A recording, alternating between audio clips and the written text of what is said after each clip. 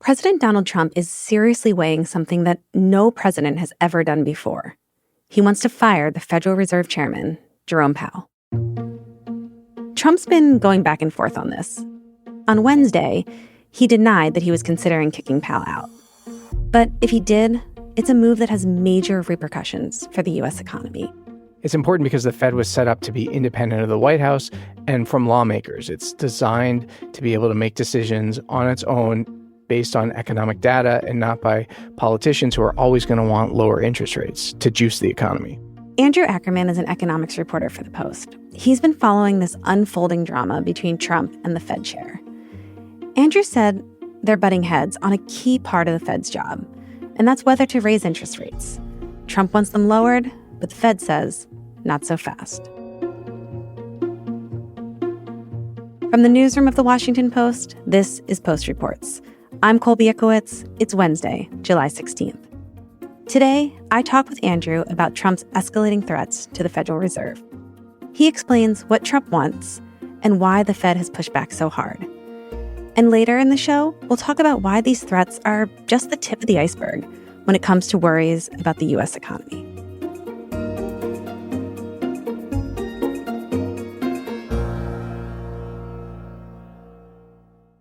Andrew, hey, thanks for being here. You're welcome. Thanks so much for having me. So, Andrew, let's start with some of the basics here before we get into the drama of what's going on with the Fed. What does the Federal Reserve, what does it actually do? The Fed has this dual mandate to ensure low inflation and plentiful jobs or maximum employment. And the way they ensure that that happens is by setting what are called short-term interest rates. So basically the interest rates for banks to borrow with among each other. And that rate that's set by the Fed, that influences long-term rates, or the rates that millions of people and businesses pay for loans like mortgages, auto loans, et cetera. So what they do has a huge effect on the overall economy. But Andrew, Trump has been making like a ton of comments about the Federal Reserve lately. What has he been saying? Why is he so fixated on the Federal Reserve? So the president has been relentlessly attacking the Fed, and particularly its chairman, Jay Powell. In that sense. But we have a guy that's just a stubborn mule and a stupid person that is making a big mistake. He's making a mistake, and it lasts for years. They've argued that the economy is doing great, that growth is terrific, but interest rates, the president says, have to be reduced immediately by 3 percentage points. So to go from like 4.5% of where the interest rates are right now to about 1%. That's what the president wants. They only really do that in times of emergency when there's a crisis. There is not a crisis right now, but the president wants low rates. He is not unique in that. Most presidents have wanted lower interest rates to juice the economy while they're in office. Trump is no different. He just has the bullhorn that is social media now. And, he has also, in comments pretty much on a daily basis, when he is talking to reporters, he will attack Jay Powell. Oh, he's a knucklehead. A stupid guy. He really is. It's a very difficult situation for the Fed because you want the markets to take you credibly. If inflation is there, you're going to fight it. You're going to raise rates, or you're going to keep rates steady. You're not going to lower them. So if they cut now, it looks like they capitulated to Trump's threats. If they don't cut, which is what they're doing right now, if they remain in this like pause mode, and the economy, either the labor market or growth deteriorates, it looks like it's their fault. So they're in this tricky position where they don't have a lot of great options when the president's attacking them on a daily basis. It sounds like what Trump can do is kind of use his major platform to kind of bully Powell and hope that maybe Powell will step aside, because that's what he really wants, right? Yeah, he's using the bully pulpit to bully. Powell said that repeatedly, stridently, that there's no reason why he will leave early. His term as chairman is up in May, and you have a 7-member Fed board. Powell is one of those 7, and his term as chairman is up in May, but he can remain a Fed governor until 2028. But Andrew, can Trump fire Powell? Like, can he actually fire Powell? There was so much buzz on Wednesday that he was going to fire Powell, that it was like imminent. But I've been thinking, like, can he actually do that? It's a great question. Powell and the Fed say he cannot. The Supreme Court says he cannot over a policy dispute, that it has to be a for-cause firing, meaning some form of malfeasance or inappropriate conduct. And that's basically the crux of the issue right now. Trump has repeatedly toyed with the idea of trying to fire Powell, and his advisors have convinced him for years either he doesn't have the authority to do that, or that doing so would basically trigger a market meltdown of some kind. Is Trump trying to make the argument that Powell's potential slow walking of lowering interest rates would be cause? I mean, he's definitely argued that this guy doesn't know what he's doing. Trump says he knows better than Powell and the Fed, that they're hurting the U.S., that they're causing the U.S. billions of dollars in interest costs. Basically, he's saying the Fed needs to make it cheaper for the U.S. government to borrow. That's not really the job of the Fed, to provide cheap sources of funding for the government. Like I said, they're focused on low inflation, low and stable inflation, and full employment. But the president's argument revolves largely lately around cheaper funding. And this coincides with the passage of this expensive tax bill where borrowing is going to go up a lot in the ensuing years. And so an understandable focus for the White House and the president is, how can we lower these borrowing costs? And one way to do that is to pressure the Fed. But then Andrew, Trump was asked about it today. What did he say? It's still really confusing to me what has just happened in the last few hours. We're recording this on Wednesday, early afternoon. According to our sources, there was a meeting last night where Trump polled GOP lawmakers about whether he should fire Powell. According to those sources, most people said he should. And then Trump himself signaled that he would do so soon. Fast forward to today, and he's asked about this. In his remarks today, Trump said that it was highly unlikely that he tries to fire Powell. So he's doing a lousy job, but no, I'm not talking about that. Fortunately, we get to make a change in the next, 8 months or so. And we'll pick somebody that's good, and we'll pick somebody. I just want a fair job. We want to see lower interest rates. Our country deserves it. But then he also suggested that Powell might have to leave if he's found to be involved with some kind of fraud, which seemed like a reference to this other issue, which is the renovation of the Fed's headquarters building, which is a $2.5 billion project. It's a massive project in D.C. And Trump and his allies, his people in his cabinet, have been hammering him for a while now, maybe a couple weeks, about whether that project's too expensive and whether it's appropriate. Is that a way that Trump could look for cause? Yeah. According to Fed watchers that we've talked to, they all think that the president is laying the groundwork for a for-cause removal by saying, he didn't appropriately manage this massive project. The Fed watchers I've talked to say they think it's pretty thinly veiled. This is really just a dispute over interest rates. So if Trump was able to replace Powell at some point, who has he talked about putting in his place? Well, there's a group of 4 people he's talked about. His National Economic Council director, Kevin Hassett, he is one of the front runners, we think, for this job.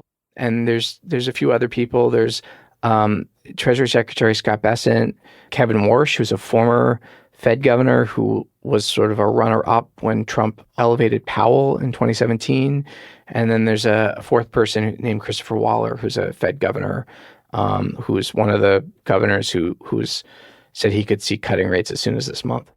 So, Andrew, why are these specific individuals the ones up for consideration? Well, there's this expectation, I think, that the president is going to nominate someone who will do what he wants on interest rates. Trump in 2017 actually elevated Jerome Powell to his current job and made him the chairman. And he immediately regretted that decision, or pretty quickly thereafter thought, he wasn't doing what he wanted on interest rates to lower them. And so there's this expectation that these months of attacks on Jay are setting up, whoever succeeds him to be someone who's a bit more malleable on interest rate policy, and we'll push for lower rates. If I think somebody's going to keep the rates where they are or whatever, I'm not going to put them in. I'm going to put somebody that wants to cut rates. There are a lot of them out there. The people who are in his cabinet, a lot of them historically have said things like, that the Fed should be independent, and they want to protect Fed independence. They've all done U-turns to some extent where they've said, they've really beaten up on the Fed and have amplified a lot of the president's criticisms. Yeah, I imagine must be some concern that whoever Trump would pick, he would want to pick someone who's going to just do what he wants when it comes to the economy and interest rates. I mean, that's going to be an issue. The next person who gets this job has probably the most difficult economic policy job ever. They're going to have to manage the president who wants low rates, but also managing this job running the Federal Reserve. And again, you have to manage expectations with the market that you're going to be serious that if inflation comes back, you will tackle it. And it's hard to do if you're seen as somebody who is there because they're friends with the president. After the break, we talk more about why experts are increasingly worried about the U.S. economy and the accuracy of the data that informs it. We'll be right back.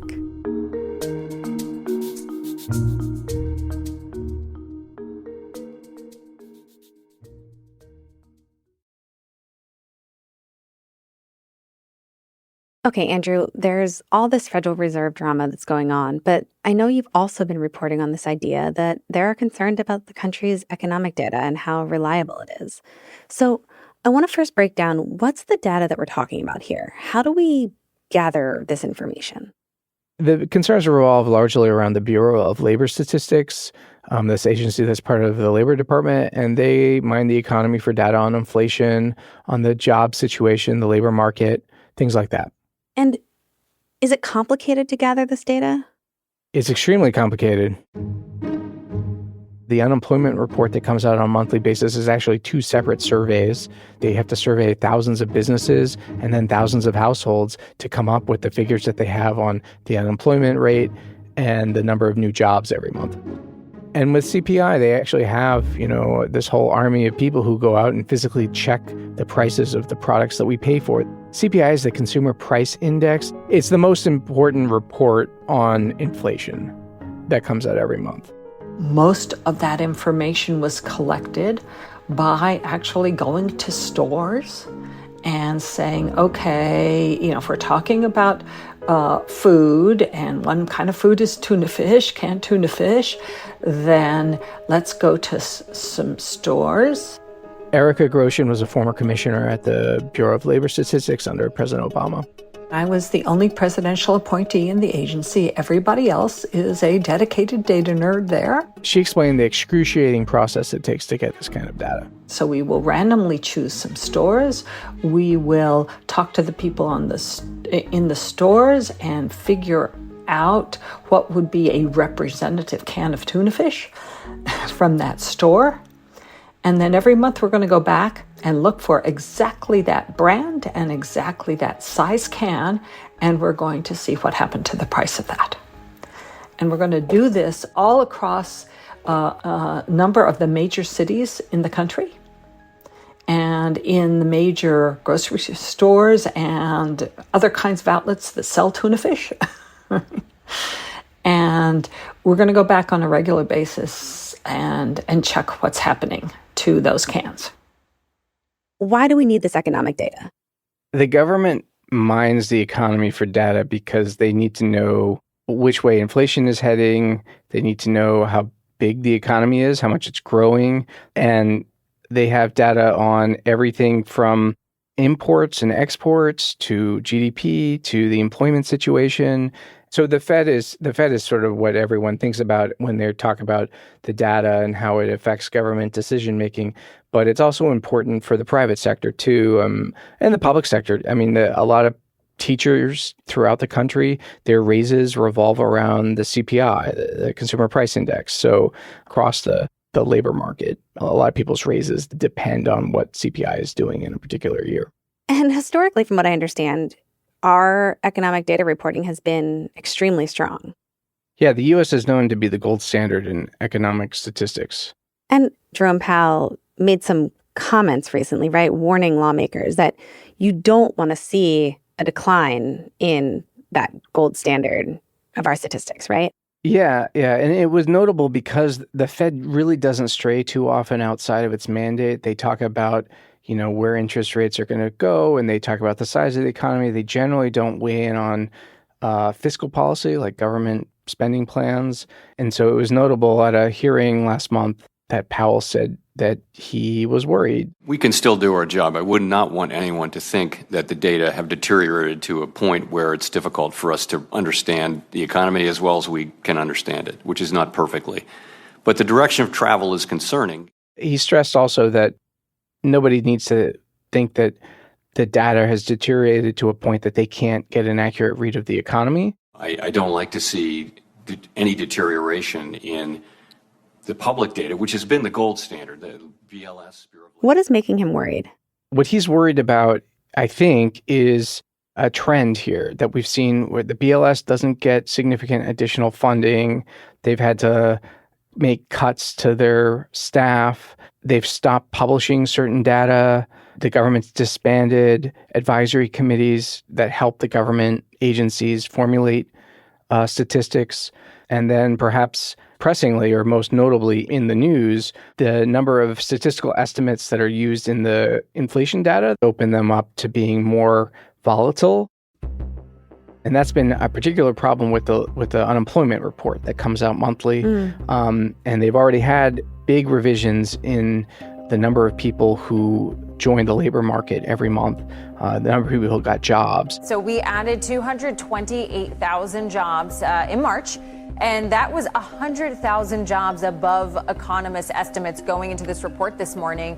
So on the downside, we did revise down the last 2 months, so January and February, by 48,000. So this is a better than expected picture that we got today, but sort of a worse than thought picture for the last couple of months. And they had, in April and March, they had pretty significant downward revisions. Last month, they had a more modest upward revision. Breaking just moments ago, the June jobs report showing stronger than expected growth. The jobs market is still humming along.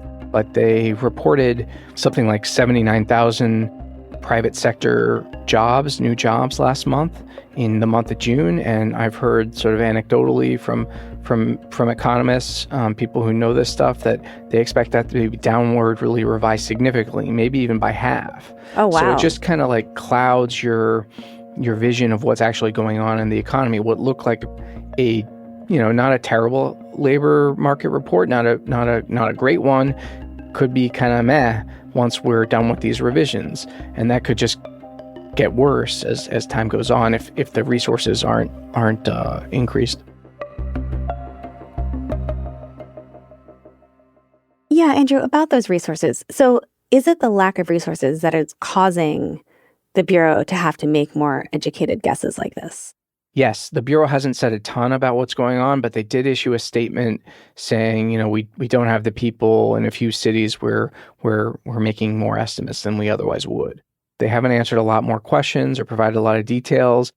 That statement alone would have been fine if they had been more forthcoming, according to the economists that I talked to. But there was a guy at UBS. It's a big Swiss bank, but they have operations here in the U.S.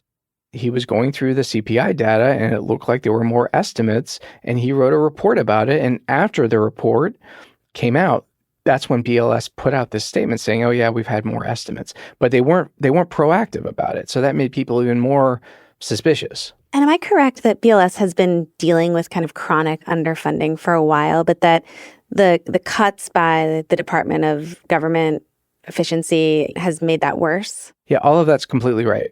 This is a long-standing problem. This was not a problem created by Trump coming into, returning to office in January. The statistical agencies have been stretched for a long time. The revisions have been a problem for a long time. But you had DOJ come in and ask, they're the fork in the road emails. Yeah. They had multiple emails to people asking them to take these early retirements, deferred resignations. Someone at the White House told us for a story we did a few weeks ago that, that they stopped a second fork in the road offer from from being extended to BLS staff in the field because they were cutting into the muscle at that point. They couldn't really survive additional cuts. Putting this all together, you've got distrust in some of our economic reporting data. You've got a president who has been threatening and bullying the Federal Reserve chairman and is hoping that he'll step aside. Where do we go next with all of these things put together? Well, I think that you have to take each of those issues one at a time. On the data point, there's a fair amount of pushback, I think, from Capitol Hill on additional cuts to the BLS. On the Fed and Fed independence, it's not really clear. I mean, you have a president who's acted like other presidents in pushing for lower rates. It remains to be seen if he's going to nominate somebody as early as this month, or at least name them to replace Jay Powell. The White House is sort of hemmed in a little bit by the market and how the market reacts. So that's a factor that we're watching closely. Great. Well, Andrew, thank you so much for being here. Thank you. Andrew Ackerman is an economics reporter for The Post. That's it for Post Reports. Thanks for listening. If you love the show, help other people discover it by leaving a rating on Spotify or a rating and review on Apple Podcasts. Today's show was produced by Tadeo Ruiz Sandoval. It was mixed by Sean Carter and edited by Rena Flores. Thanks to Jen Liberto. I'm Colby Ickowitz. We'll be back tomorrow with more stories from The Washington Post.